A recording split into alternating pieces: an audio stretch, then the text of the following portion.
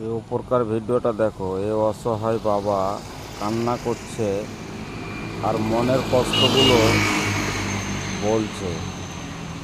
তোমরা মন দিয়ে একটু শোনো, তোমরা ভালো লাগবে। সেইগুলো এই মাঠে জমা দাও। জমা দিয়ে তোমরা এইবার ওরা তিন পাশে তিনটে এলএমজি ফিট করে রেখেছে। আমরা ওই 10-15 হাজার লোক এক জায়গায় গন্ডির মধ্যে আছি। আর সব লোক দৌড়াচ্ছে, কিন্তু আমরা আর দৌড়াতে পারিনি। আমরা এই জায়গায় আটকা পড়ে গেছি। দিয়ে এলএমজি ফিট করার পরে আমাদের অর্ডার হলো, তোমাদের কাছে যদি কোনো মারণ অস্ত্র কিছু থাকে তাহলে তোমরা এই মাঠে জমা দাও। আমরা কি করলাম, ওই ছোট ছোট সড়কিগুলো কেটে বুসকার মধ্যে নিয়েছি আত্মরক্ষার জন্য। কিছু ঢাল, টিনের ঢাল কেটে নিয়েছি আত্মরক্ষার জন্য। সেইগুলো আমরা জমা দিলাম। জমা দেওয়ার পরে আমাদের বললো আপনারা এখানে থাকলেও থাকতে পারো।